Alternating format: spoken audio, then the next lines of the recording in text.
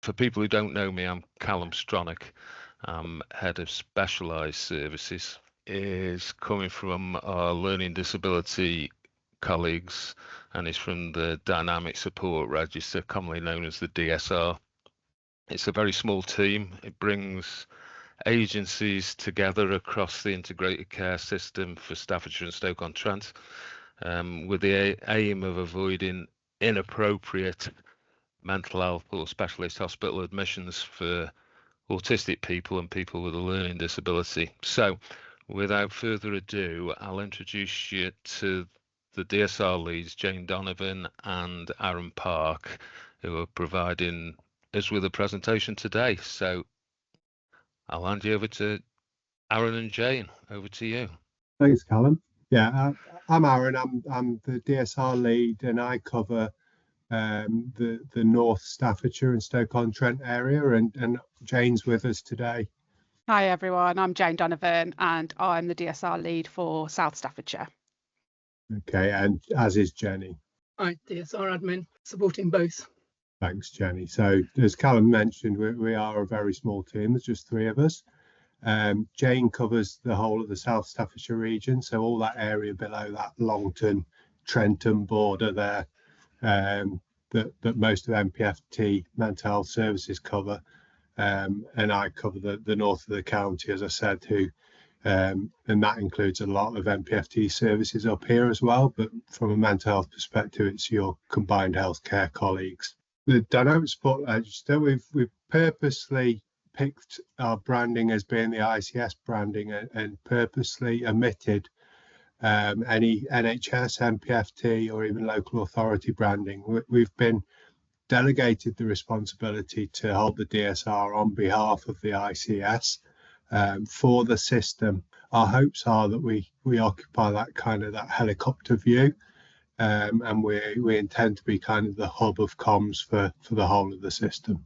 So without further ado. Thanks, Jenny. So it's just a slide with us. Okay, thank you. No, that's fine. You can go on to the next one. We introduced ourselves. Thanks. So we've just got the presentation. We've just got some helpful terminology, and that we might be using some abbreviations through this presentation that we thought would be helpful to let people know. So the Dynamic Support Register, which is obviously our team, is often abbreviated to DSR. Other processes will explain how these link in as we go through the presentation, but we work very closely with the Transforming Care programme, so we'll be talking about them as we go. They're known as TCP. Integrated Care Board and System, so ICB or ICS is some terminology you'll see. Then we've got the Local Area Emergency Protocol, known as LEAPS, and we've got CTRs or CETR. So the CETR is for those under 18 and CTR is a process for those over 18, which we'll explain briefly.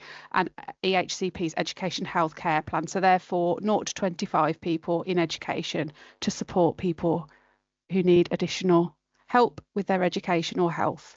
What we're going to do first and foremost is show a video of kind of where the idea for the DSR came from originally. It originated following Panorama expose on some real horrible abuse of service users from Winterbourne View. Are we going to show that video now, Jane? Yeah. Yeah, so the video is 3 minutes long. It has got some sort of discussions of abuse in it. So if anybody would rather not see it, if you give yourself about 3 minutes whilst we just play the news clip. Thanks, Jenny. It was a shocking regime of abuse at a place which was meant to care. At Winterbourne View Hospital, people with learning difficulties were pinned down, tortured with cold water, and physically attacked. Simon Tovey was one of those abused. His mother has since been calling for the entire system to change. He went from having his freedom to being locked up, to living with complete strangers, somewhere he didn't know, and then being tormented and abused and bullied and generally having an awful time. After the scandal over abuse at Winterbourne, the government pledged to radically change the way people with learning difficulties would be cared for. One of the key aims is to close down hospital-like institutions and get people the right support in the community close to their families. But 5 years on, the author of a report into the scandal says abusive treatment is ongoing. How shocked were you by the kinds of stories you were hearing? Well, when I met people who had been in institutions and were then in the community, the stories they told me of physical restraint, of seclusion and over-medication were pretty appalling. People who had suffered broken shoulders, broken arms through that physical restraint. The report says a learning disabilities commissioner should be appointed and that 10,000 trained staff will be needed to provide support in the community. There are worries the government is underestimating the problem. The Royal College of Nursing points out the number of learning disability nurses has been cut by a third since 2010. Minister, we know the system's seriously failing people. What's the government going to do about it? I think Sir Stephen was very generous in saying that NHS England is already onto this. We've started for the first time that programme of making sure that we can get people out of institutionalised care. He was right to say that. And we also recognise that other systems had been part of the failure of successive generations. So we're working on that. But many families of people who have learning disabilities feel not enough is being done. Stephen Sollers' son Sam was also abused at Winterbourne. He was being restrained, forever drugged up. We eventually, near the end when we actually got him out, we would look at him and it wasn't Sam. Sam is now getting good care in the community and his father is relieved, but he worries about others in similar situations. The government really need to start getting the finger out, because at the moment, to me, all it is talk. It's just report after report after report. Today's report says if action isn't taken, we are, as a society, condoning abuse of vulnerable people. So yes, following what happened at Winterbourne View, the government decided that it needed to close down lots of these specialist provisions, lots of these hospitals. And in order to ensure that we're aware of who is in our community, who presents with potential for future hospital admission, the DSR was created. Part of the DSR is around us looking at not only closing these hospitals, but a lot of the hospitals, people were really far away from where they originated. So obviously that leaves people away from their families, their support networks and kind of things that are familiar. So looking at not only keeping people in the community and repatriating people back into the community, but back into their chosen areas of where they want to live as well. And also that, we know hospital is sometimes needed, but it should only be there for when it really needs to happen. We need to be looking at all strategies to keep people in their home, in the community as much as possible.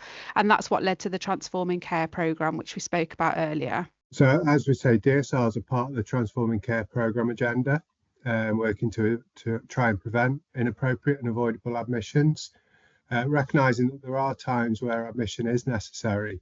We've developed our DSR here, and as I said earlier, that responsibility has been delegated to us by the ICS or the ICB, and we have formed our DSR closely with the policy that NHS England have provided us.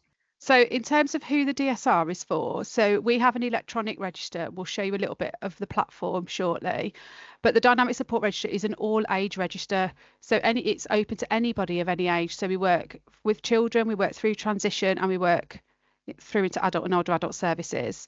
To be on the Dynamic Support Register, that person must have a diagnosed learning disability and autism or an autism diagnosis, so one or the other or both. Unfortunately, as we're currently commissioned, we can't pick up those that are pending assessment, which we know there's really big waiting lists for, but that's how we are currently set up. The other factors are that they are at risk of imminent admission to a mental health hospital or replacement breakdown. They need to consent to come onto the DSR, or if they are lacking in capacity, a best interest decision is done. And then we have the bit around GILIC competence for those kind of young people. Obviously children, parents or carers can make that decision.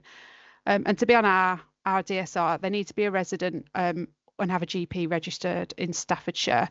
But every area does have a DSR. So if you are working with people that kind of go into the Shropshire border, there is a DSR in Shropshire and all our other localities around us. What we do is essentially, as I mentioned before, we kind of consider ourselves to be a bit of a hub of communication. So what we do is we look at all the components within the system. So all those agencies that work with the people that are our cohort, are part of our cohort, we pull them together and we meet regularly to make sure that everybody's kind of singing from the same hymn sheet, that information is being shared appropriately, that differences of opinion are being ironed out. And we look at providing that rapid means to escalate any particular stubborn barriers to communication. And we make sure that those conversations around the service user keep that service user at the forefront and centre of the conversation. In addition to this, we do link in with some of the teams. So there is a key worker team.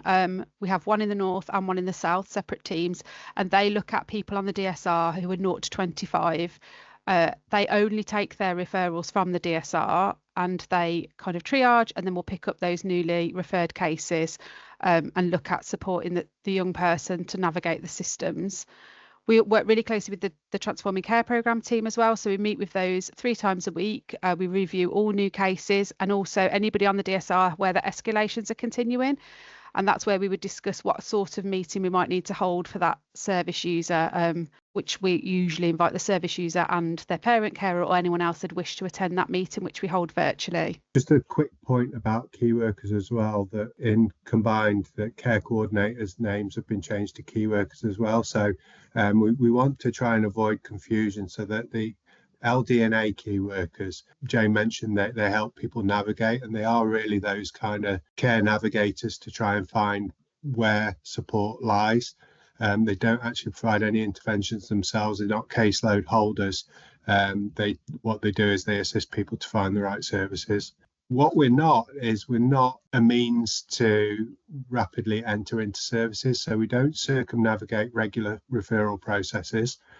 We aren't just because somebody doesn't have an EHCP. And in line with my first point, we're not about jumping waiting lists. We discuss service users regularly, and those who are high priority, we do obviously raise those priorities. So those services that have more dynamic wait lists, maybe consider those service users a little more spotlight. We aren't a crisis response service either, and we don't actually provide any therapeutic interventions ourselves.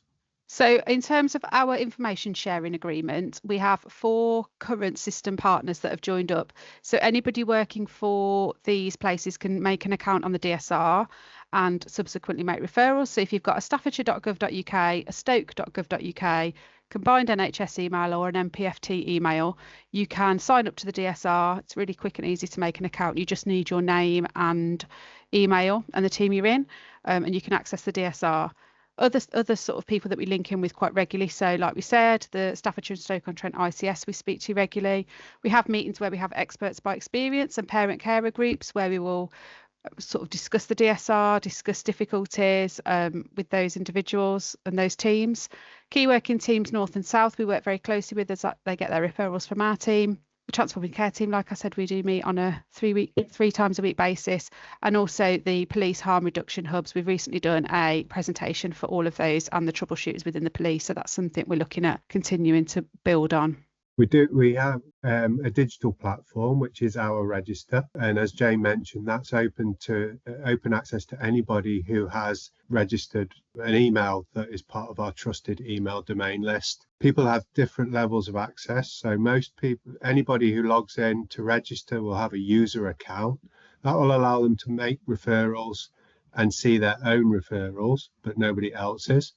We also have people who have reporting accounts, and they're mainly the people who attend our fortnightly meetings, which we'll talk about later. And they are able to extract reports on their service user area. So it might be under 18s in North Staffordshire, for example, or over 18s in South Staffordshire. We've got a self-referral area where people can complete a form. It's very limited information. It's just the contact information of the person completing the form, and it's really a self-referral request, and we're really responsive. We get back to people to enable them to complete that referral from there. So our current meetings, these are the things that we do very regularly. So we have a weekly tracking meeting, and they alternate between North Staffordshire and Stoke-on-Trent, which we do as one meeting, and then South Staffordshire. We do those meetings on a Thursday morning, and they're split into 3 sections. So the first part of the meeting is children and young people. And then we have a short break, then we do 18s to 25 so that we form the first part. So we have transition services attend that meeting, and then we have adults for the last bit of the meeting. And in terms of how we structure those meetings, we go from the sort of blue, we'll talk about categories in a minute, but inpatients and high risk down to green, and youngest to oldest within each of those categories. In terms of the attendance at those meetings, currently we have local authority representation, we have lots of different health teams that attend that, we have the TCP and key working teams that attend, but we also have for children, people like the SEND key workers, we have EWO officers, and lots of people around education. In addition to that, we would look at if we go through every case during that meeting. So if we've got a case that feels it's quite tricky, or we're stuck, or there's something where we need a little bit more detail, we'd organise a meeting by exception, which is a kind of a multi-agency meeting that we hold on Teams, and invite the person or the parent carers, and we'll talk about what the current blockages are, make an action plan from that, and then that action plan would get discussed in the tracking meeting to make sure that things are going as they should be. The caveat to that is if we've got someone who's a red RAG rating, so that would indicate immediate hospital admission, and that might be where we have to escalate from a meeting by exception to the CETR or a LEAP. When we share the presentation, I've put all the links at the end of it, so if you want to have a look more at the policies around LEAPs or the workbooks to see what they kind of would look like, they'll be attached to the presentation at the end. There is provision that when people have made a referral onto the register, what we would ask is that people use the update box and edit and keep that referral updated should contacts change. So we have a contact list so people can add to that, they can take people off, they'll be able to change the risk rating. So we use a traffic light system for that, so people can change the rating using our risk rating tool, and there's a box there for a very short brief. We don't ask for anything beyond short brief updates at any time. We're not a replacement or a duplicate for clinical record systems. We don't want to make it onerous for those people making that referral. And just coming back to consent, so we do have to make sure that anybody that comes onto the DSR has given their consent to be on, and equally that, or best interest if that's more appropriate. In terms of ensuring that we've got that consent, so on our website, which we'll be sharing links for all of these as well, we've got a number of leaflets in different formats. There's a couple of easy read documents, and there's a video as well to help people look at the DSR so they understand what they're consenting for. We have to renew the consent annually, so if somebody is on the DSR for over a year, we have to check that they are still happy to remain on the DSR. And the other caveat to that is when someone turns 18, it's good practice for us to check as well that they're then consenting to be on the DSR. And people who are on the DSR should know they're on the DSR and know what rating they're on the DSR, but they should also be informed about any changes to their rating where that's appropriate. Obviously, if it's a best interest, it's slightly different, but other than that, we would expect them to be included with their clinical team. We've developed a tool. We developed this alongside the key workers and TCP team, and it's a tool to aid us rating risk of admission. So we need to ensure that when we talk about risk rating on the DSR, the context is risk of admission. So whilst people might hold service users on their caseload who are very high acuity, very risky in terms of maybe self-injury or self-harm, if they've got a strong MDT around them who respond to those risks appropriately, then they might not necessarily be rated as high on the DSR as they would be within your own team. So we're constantly reminding people just to make sure that the context of the risk is right. Thank you. So we have 4 ratings for the DSR in terms of the risk of admission. So our blue rating is for those individuals who are in hospital. So that's a specialist hospital or a mental health hospital. Red is people that we feel there's an imminent risk of admission to the specialist hospital. So it might be that there's a mental health act assessment taking place, or there's bed searches already happening. Amber is very high risk of admission, but we think it's possible to provide some additional support and keep them at home or in the community. And green is that we've got risks of admission, but they're currently being well managed. They've got the appropriate services and MDT around them. And on the link for the one above, there's a flow chart that you can use as well to work out and determine what the risk rating would be for that person. Thanks, Jane. And yes, and attached to that flow chart, there's also lots of information, a little bit more expanded information on what the risk categories are, what the linked processes should be. If somebody is red or amber, for example, what the processes that should take place if you are going to rate somebody at that colour, and then some additional information below that even from NHS England and other references. So currently, as you can see, current referral data, we've got in North Staffordshire, we've got 61 individuals on the DSR, 81 in Stoke-on-Trent, 141 in South Staffs, and 288 in total. So you can see there's pretty 50-50 split between North Staffordshire and Stoke and South Staffordshire. You can see that our main working rating really is amber. That's where most of the work happens. In terms of reds, across the whole of Staffordshire, we only really expect that there's a handful of people who are really at imminent risk of hospital admission, and there's a sense that we can't really do much to avoid it. And those people we would refer directly to TCP for a CETR or a LEAP, which is a much more formal meeting to take place to look at, just what can possibly be done and commissioned even to be put in place to avoid that admission. So we thought we'd share this graph because it's quite a helpful one in terms of clinical information. So this is a young person that's been on the DSR for quite some time, as you can see, and the team are quite good at responding dynamically to changing the risk rating on the DSR, so we can see what's going on. We feel like this was a really good example of like how it could work and give clinical information. So we can see for this young person, kind of every June in the build up to the school holidays, they present as very settled and they reduce down to green. And then as we kind of go into the school holidays, for the last couple of years, we've had a spike where the young person's dipped into crisis and needed admissions. And there's also been one around the Christmas break as well recently. So once you've made a referral onto the DSR with the updates, we can pull this kind of data off as well, so that people can see clinically sort of trends and themes that might be happening for the people that they're working with. You can put a referral on and you can obviously edit a lot of that referral, but if you need to change to remove that case off the DSR, if the risks have been reduced or consent's been revoked, you need to contact us, because we're the only people who hold that ability to do that. We can also change case holders, so should that person change to a different team, or even if you're to leave that team and change it to somebody else in your team, we can change the case holder on there.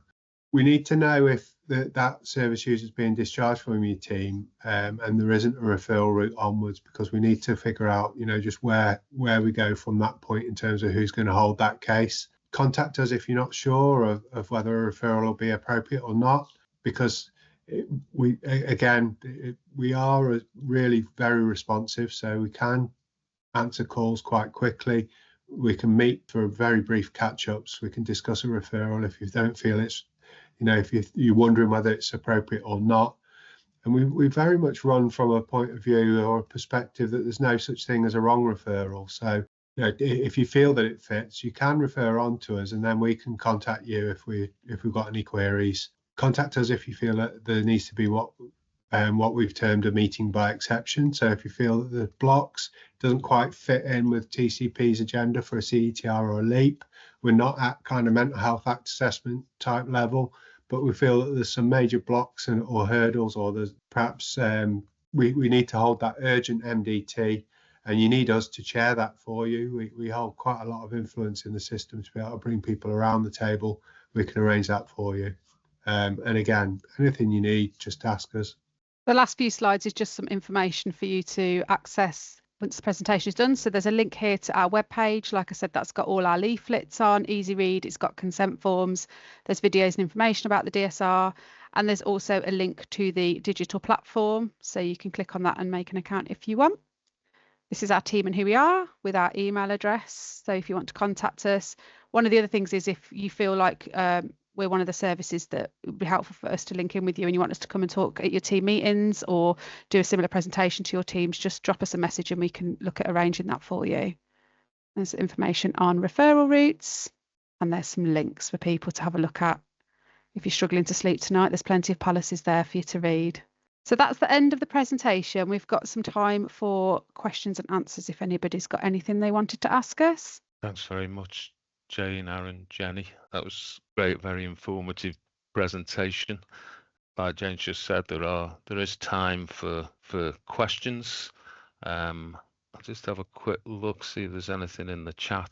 There's nothing particular in the chat, so Open to the floor. Has anyone got any questions? Callum, sorry, Simon. didn't put my hand up. It's all right. You just put your camera on. That's enough, Simon. Thank you very much. So, thanks, folks. That's really good. And as Callum said, so like really informative as well. You mentioned Gillick competency earlier on, and I'm not sure everybody will know what Gillick competency is. Are you able to just give like a brief overview of Gillick at all? Yeah, of course. So for young people, we're sort of talking young adults where we'd get to 14, 15 onwards. Gillick competence is about working out with that young person who's able to make an informed choice around their own healthcare, and what that might look like. It's originally kind of come in for contraception type healthcare is where it sort of started, but allowing those young people to be able to have control over their own healthcare, but assessing if they're able to kind of fully grasp and make those decisions in an informed way. I must admit, for most of the young people we work with, parents tend to still be quite involved and supportive of that referral. We don't get many, but yeah, there is that kind of test and threshold that we have to think about. So who would be making that assessment then? It would be the clinicians that work with that individual or the GP if they're not in services yet. Yeah. Okay. Thank you. I think the principle of Gillick competency, Simon, I think it was in the mid-80s. And like a lot of these things are developed via a court case where someone's challenging the fact, a young person's challenging the fact that they have got the capacity to make a decision on their healthcare.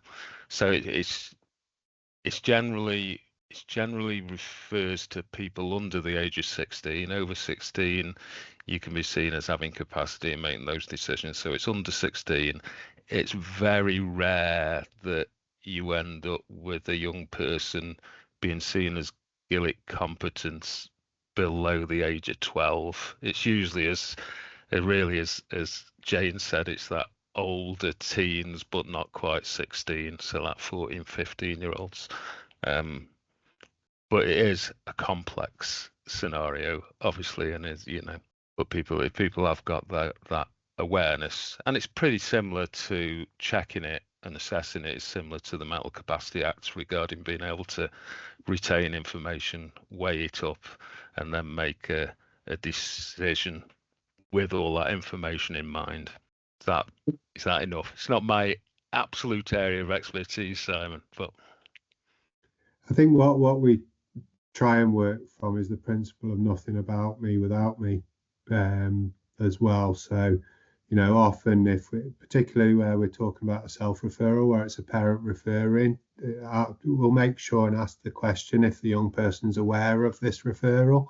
Quite often they are, because, but mum's told them what's going on.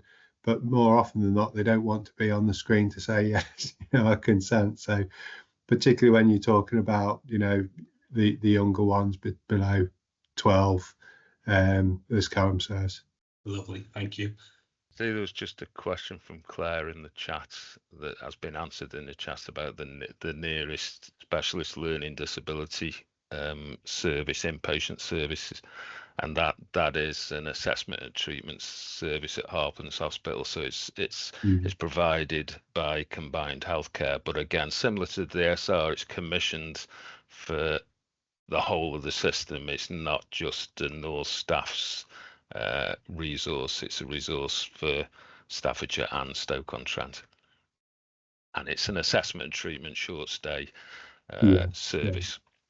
I think that caveat's important because it is a very small unit. So what tends to happen is that people in our cohort, they're identified, they need very specialist hospital admissions, and so they're often taken very far away from their own locality. They're also a challenge to discharge as well, back into the community, so they end up staying in hospital longer than other cohorts of people.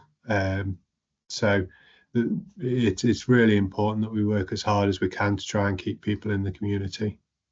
Okay, any more questions? I can't see anything else in the chat. There was another question in the chat, Callum. Oh, was there? Yeah, which areas in the south do we cover? Which areas in the south do we cover? over to you, That's Jane. me, isn't it? So yeah, we cover all of South Staffordshire. So it's around where the GP is really. So we cover sort of right down to Wombourne, Cannock, Lichfield, Burton, Tamworth, Stafford. Have I missed anywhere? Seasden, that IMHT catchment. So yeah, anyone that's kind of got a GP within the South Staffordshire locality. Thanks, Jane. Does that answer your question, Melanie? Lovely. Just to say, we've had a message in the chat from Megan Brock, who's obviously got much more awareness of Gillard competency than I, and has added some interesting information regarding the Fraser assessment, and there's 5 criteria, so that's really useful. Thanks, Megan. Katie has asked, is the DSR nationally commissioned? Is it similar in all locations? Aaron? It is nationally commissioned, but there's 2 answers really. The second part is it isn't similar in all localities. It's commissioned very differently in different localities. So whilst NHS England's required every area to have a DSR in line with the Transforming Care programme and key workers, they are very different according to where you go. For example, over the border in Shropshire, the commissioners themselves hold the DSR, and it's a charitable trust who run the key working team. Other areas, again, are run very differently to ours, and some areas have very big DSR teams with case holders who work very closely with people on the DSR. We have case holders in a way, but TCP employ those, and they work with people separately to us who are on the DSR. So yeah, it's not a consistent approach across the UK. What we do know, however, is that lots of people are interested in the digital system that we use here due to its ease of use and its the way it functions. Thanks, Aaron. And just to clarify the national commissioning element, there's a national requirement for the DSR to be commissioned, but it's commissioned locally by individual ICBs. It's not something that's commissioned from, for example, an NHS England perspective. It's locally commissioned, but local commissioners have got to commission it, if that makes sense. It creates the differences can create some issues around, because obviously we have on our DSR, we have people who are, for example, if we look at looked after children, a looked after child might be a Staffordshire child, but living way out of our area. So we do have people who are Staffordshire children on our DSR who are living outside of our area.